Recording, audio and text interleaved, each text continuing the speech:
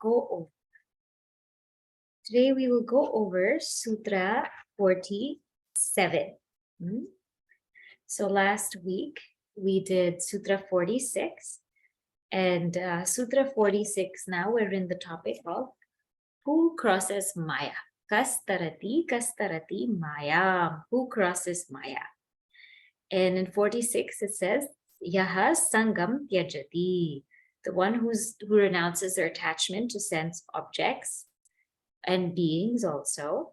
Yo Mahanubhavam Sevate. The one who serves great masters. And Nirmamo Bhavati. The one who's free from mindless, sense of possession. So now we'll start in 47.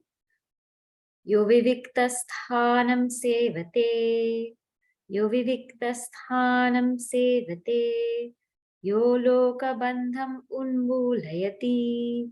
Yo lokabandham unmulayati. Yo nistraigunyo bhavati. Yo nistraigunyo bhavati. Yo yogakshemam tyajati. Yo yogakshemam tyajati. So who is the one who crosses Maya? Yaha viviktasthanam sevate. The one who is able to resort to a solitary place. Then yaha lokabandham unmulayati. The one who uproots. Unmulayati means uproots the bondage to the world.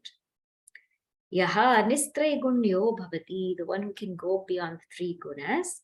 And yaha yoga kshemam tyajati, the one who's able to let go of their yoga kshema.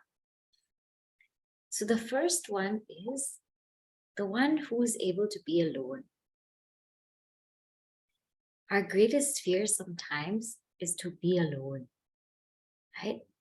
Can you think of the last time you were completely alone? Alone, without any person, any gadget, any phone, any noise, anything, without anything to do, just you, and just being. That is sometimes something that people are so afraid to do because they don't know what to do with themselves, right? We tend to just keep filling up our schedules, filling up our days, filling up our weeks, not even leaving our room for an inch for just being, because we're scared to be. What happens if I'm just there? What will I do? So when we see this verse, viviktasthanam sevate, it means that this person is not alone. It's not afraid. It's not afraid to be alone. Not afraid to be alone. And Gurudev says, it is only the one, it takes a lot of courage. It takes a lot of courage to just meet ourselves. And if we miss meeting ourselves every day, we might miss meeting a great person. We might miss knowing who we've become or how we've become. So what to do when we're alone? What to do when we are without anybody, without any noise, without any gadget?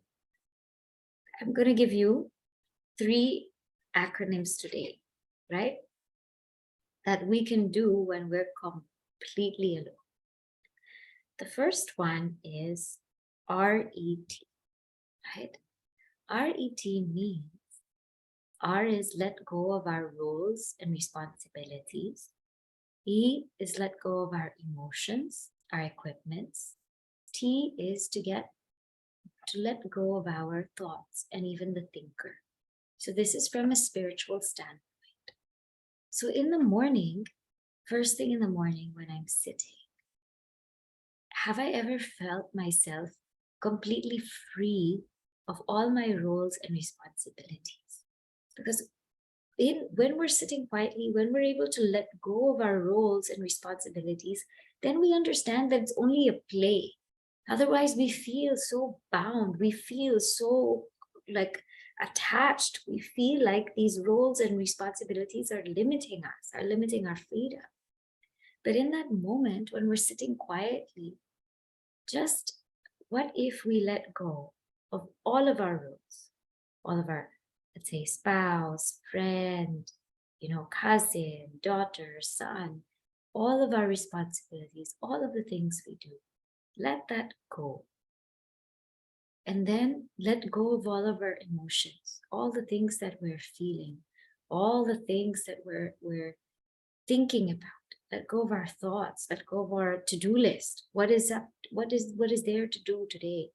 It's so ironic that sometimes we keep all of our appointments, but we don't keep our appointment with God. We don't keep our appointment with our true self. And that's the most important appointment. That is the most important appointment. We keep everything in our calendar, we attend it, we go for these meetings. But when it comes to meeting ourselves, meeting Bhagwan, we fail at that. So let go of our thoughts and let go of even the thinker. Let go of the one who's letting go. Let go of even that. And in that moment, when we let go of everything, then we can feel ourselves completely free. Just completely free. So one thing to do when we're alone is feel yourself completely free of everything. Because when we get this experience that we are actually something different from all of this, then we understand that this is all a play. This is all a role, that we are just performing our role. We are performing and acting versus owning. When we own, there's a lot of bondage attached to it. But when we're playing a role, when we're performing a role, then there's a lightness to it, and there's an understanding that we just have to do whatever is the best. And that's all we can do. And it's completely okay. Sometimes we will fail, sometimes we will succeed. It's okay. So feeling ourselves free, actually feeling, not just understanding that I'm not the body, mind, intellect, and all of that, but actually feeling ourselves completely free. So that is one thing we can do when we're alone. What is another thing that we can do alone? The acronym now, BAM. Now this comes from the intellectual standpoint. D refers to desires and dislikes. A refers to attachments and anxieties. And M refers to mistakes and misgivings. So when I'm alone, it's a perfect opportunity. If let's say I'm not in a meditative state. Let's say I'm walking in the park. What can I do with my mind? What I can do is introspect and see now, what are my strongest desires? What are these desires that are just there in my mind all the time? And why are they there? And if I get them, for how long will I be happy? For how long will I be happy? Until I want something else again. Why is all my attention, why is all my energy just getting drawn to that? And they say, that we have three main desires, our Shastra says. One is called Vitteshana, the desire for wealth. Then slowly one has a stronger desire for Putreshana, desire for progeny, desire for family, for companionship.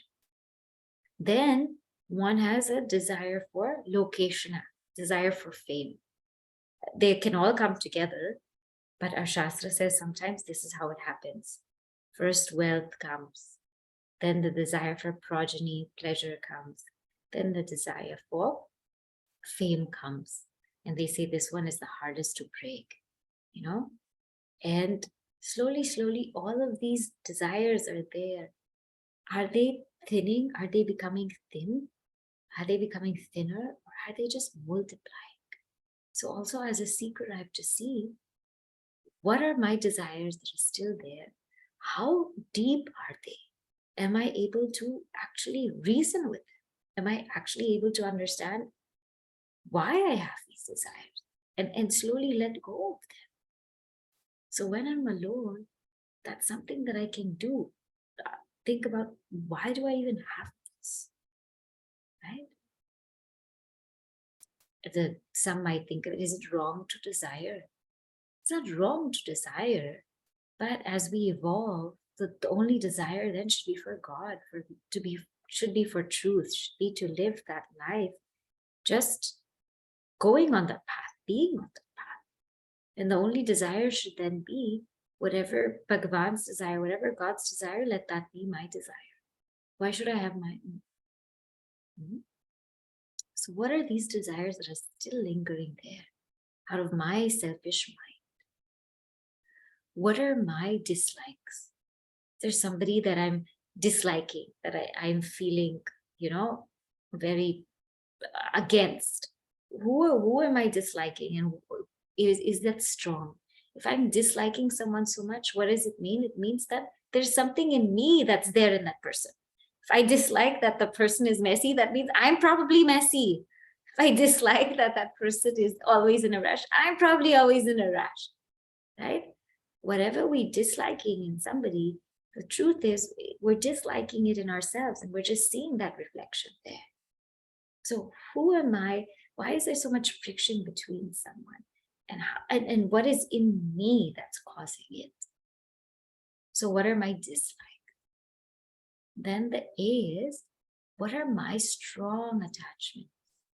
Something that I feel, or someone that I feel I cannot live without.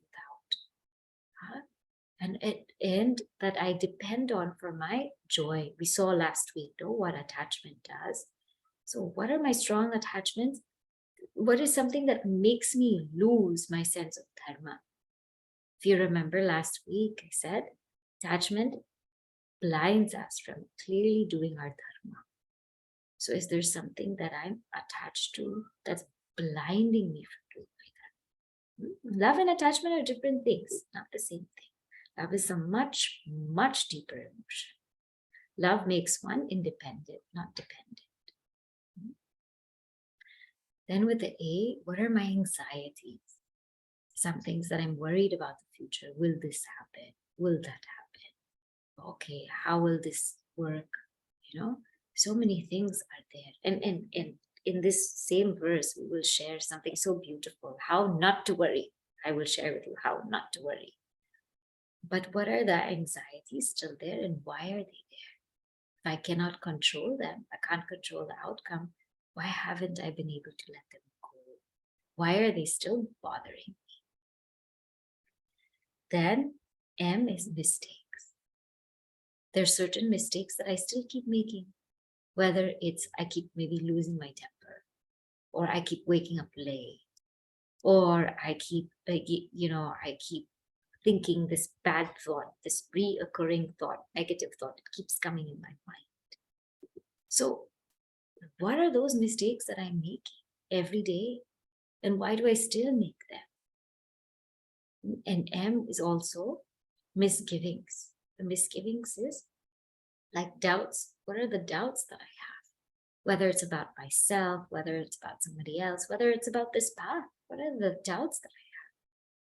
So when we allow ourselves to be completely alone with ourselves, a great healing takes place, because I'm able to bring all of these things to the forefront, which I otherwise cannot see or don't want to see. And so what happens is I keep my environment so noisy so that I can't see what's in my silence. And when I keep my environment so noisy that I can't see what's in my silence, that I'm not able to heal myself. I'm not able to face myself. So this introspection is something that I can do when I'm alone. I don't have to worry what to do when I'm alone. Do this. Do this. What if one is not in an introspective mood? Then work with the mind. What can we do with the mind? Now, this is at the mental and emotional level. Acronym here is WNC. W means worship, N means nature, C means creativity. So, what can I do with when I'm alone? Worship God. Worship God. Do japa. Chant His name. Sing His songs. Dance for Him. do puja, worship in whatever way we know. When we're completely alone, it's a great opportunity to praise Bhagavan, to be with Bhagavan. Or when we're alone, it's a perfect opportunity to tune ourselves to nature. Just be with nature. Just feel her whole warmth around you. The trees swaying, the wind blowing. Just feel the sun on your skin and feel that. Feel what that feels like. And finally, create. Creativity means just let yourself go. You want to write, write. Make a song, paint, right? Let yourself go. Let yourself just do whatever it is that moves you. And that's how beautiful being alone can actually be. We can, from the spiritual standpoint, as I said, meditate, contemplate, actually see and experience yourself free from everything. From the intellectual standpoint, introspect, see what's there inside, and bring it to the surface so that we can heal ourselves. Or from the emotional aspect, then just be with nature, be with the mind, worship, and even deeper so, don't do anything. Don't do anything. Don't plan anything. Just be. Just be. And see what comes in the mind. What are the thoughts that just spring in the mind? This will tell us the quality of the seeker we are. We don't even have time to see where we are on the path. We want to walk the path. But where are we in the path? We don't even have time to assess. You know, whenever you go to the park and you have a trail, first we'll say you are here. Then only you can take this trail, yellow trail, blue trail, whatever trail you want to take, and they'll tell you how to go. Now, what is happening to us is we're just walking. That you are here is missing. We don't even know where we are in our sadhana, in our seeking. Where are we? So, yo vivikta sthanam sevate means that this being can cross Maya, because first of all, they know from where they have to start. And then they'll know how to cross Maya. The person who can fearlessly be on their own. Not that every 10 minutes they're checking their phone, or every 20 minutes they're seeing who called them. Can be completely on their own. This person can cross Maya. Satarati. Second one who can cross, this is actually not this Yovivikta Sthanam Sevate is the fourth one in this series. The fifth one is Yo Loka Bandham Unmulayati, the one who's able to uproot bondage. Because not all the time we can be alone, right? Being alone is a very beautiful practice. And Gurudev says, be alone, not lonely. So there's a great difference. Being alone, but not lonely. Being full in aloneness. So the next one is bondage. Now, when we think about bondage, there's this famous anecdote, right? There's this man who's hugging the tree. And what is he doing? He's hugging the tree and he's telling the tree, let me go, let me go, let me go. And somebody comes and tells him, how can you tell the tree to let you go when you're the one holding the tree? And so then he realizes and he lets go the tree. So the idea of bondage is that we are binding ourselves. We feel like other people are binding us, they're limiting us. People are limiting us, experiences are limiting us, job, career is limiting us. But who is binding who? We are binding ourselves. And that is the truth. And I'll share with you this verse today. Gurudev, this comes in actually Viveka Churamani. And Gurudev explains this verse very nicely. And also Adi Shankaracharya ji has written, even in his times, he's able to take examples that are very, very relevant. And so this is an example of a silkworm. I'm just sharing it with you now. So I'll read the verse, I'll explain it, then we can understand this example. Very powerful. So this verse says, Atranat manya hamati matirbandha eshosya pumsaha prapto jnana janana marana klesha sampata hetuhu yenaivyam papuridamasat satyamityatma buddhya pushyat-yukshatyavati vishayaihi tantubhi koshakritvat atra anatmani aham iti. Atra, here, anatma aham iti. I think that I am anatma. Anatma means not atma. I am the body, mind, intellect. That thought, matihi, is bondage, is bandha. For who? This pumsaha, this being, this thought that I am the body, mind, intellect, this is bondage. What happens? Praptaha, attaining this, ajnana, due to ignorance, this brings about the whole series of janana, marana, klesha, sampata hetu, means this whole series of birth and death, etc. And so what does one do? By this, yena eva ayam, by this, vapuhu idam asat, this body which is asat, mithya, which is an appearance, which is not really who we are. We think that we are this body, and we spend our entire time pushyati. Pushyati means nourishing the body. Utshati. Ukshati means bathing the body. Avati, protecting the body by vishayehi, by sense objects.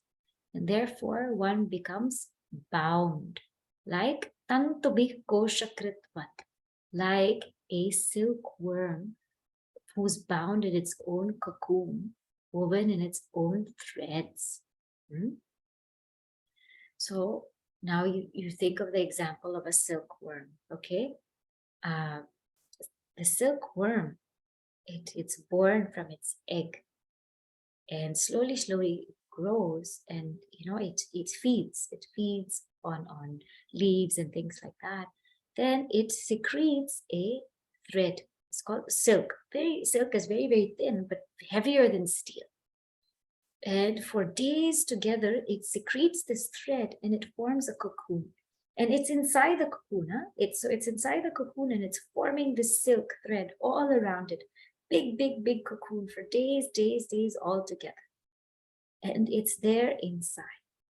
Now what happens, very sadly, is that people want silk. People want silk.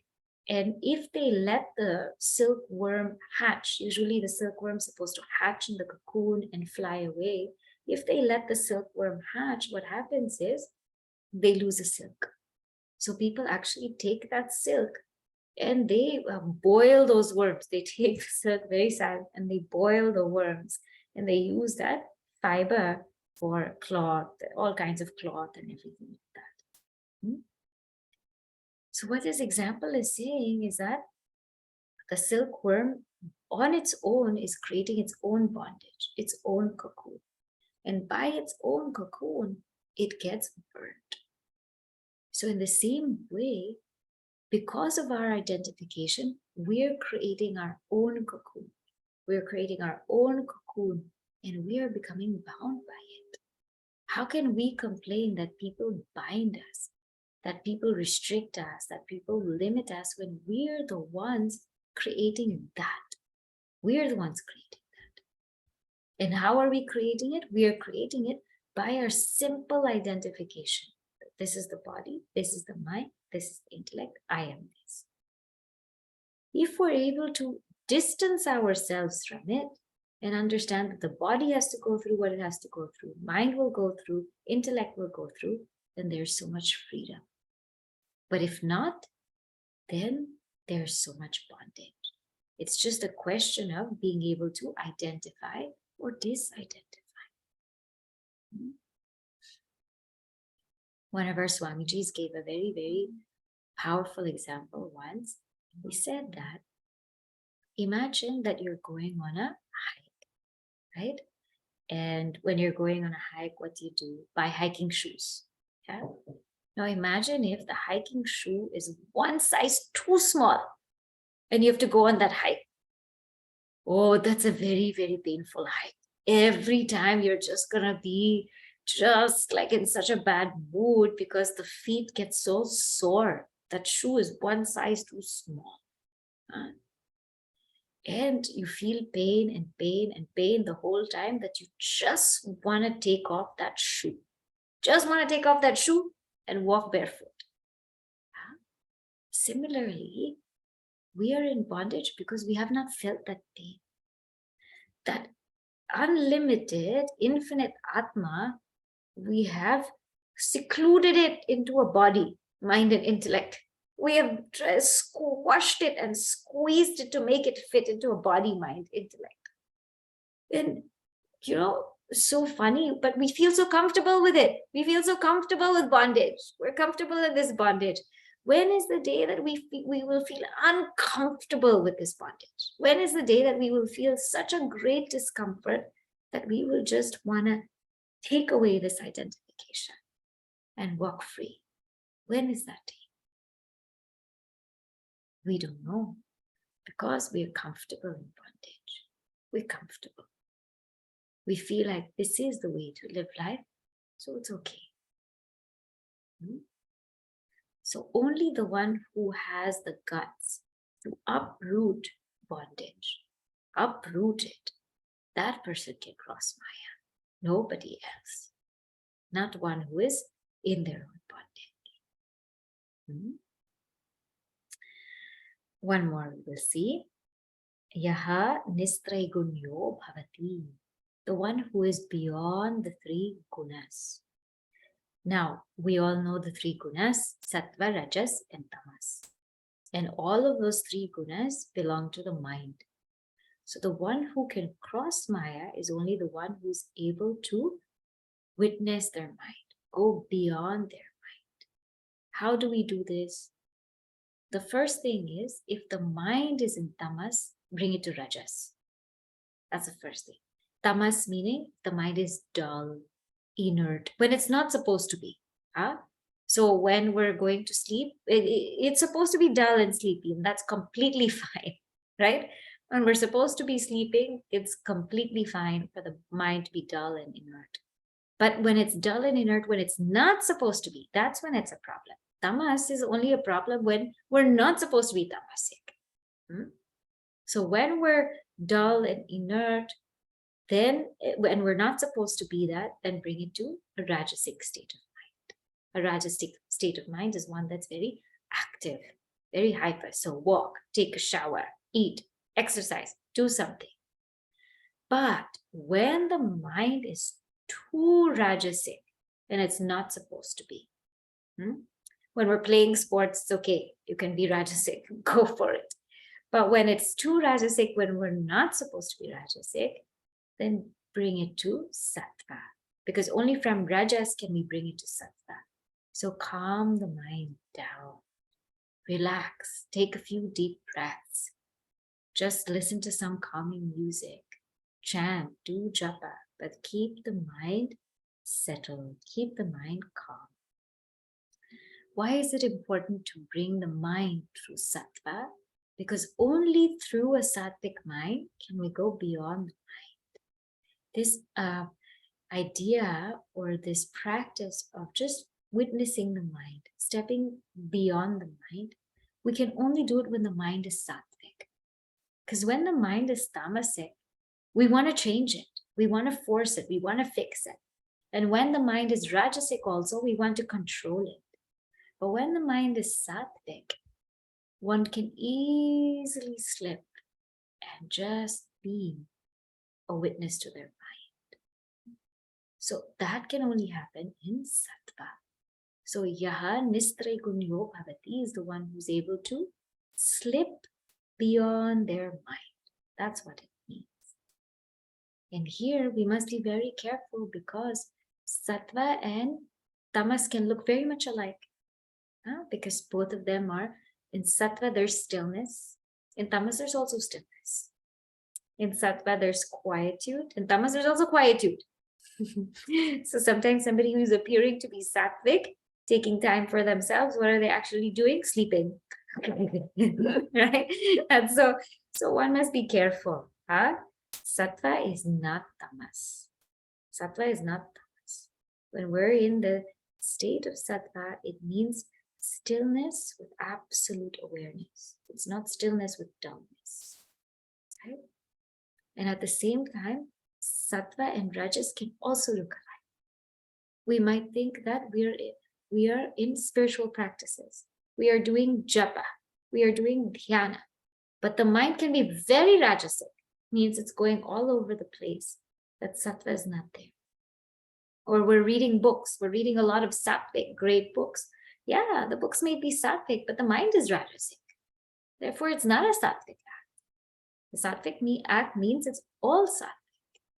So again, sattva and rajas, sattvic and rajasic, they might seem very close. So when we're in sattva, it means the mind is sattvic, as well as the act is sattvic, as well as the intention is sattvic. These three things. So if I am reading a book must be sattvic, something that's elevating. My mind must also be tuned to that book. And the purpose of me reading that book must also be very deep and selfless, to revel in something, to learn more, to enjoy, not because I want to compete with somebody or get a better grade or get a better report. Not like that. In my career, in my work, job must also be sattvic nature. And the way my mind is when I'm doing that work must also be sattvic. And my intention is also not because I want to get a big raise or big promotion. You can have that, but that must be secondary. The primary intention must be, I can do my dharma well, serve this community, serve this society, and help raise this whole thing to a higher standard. That's called sattva.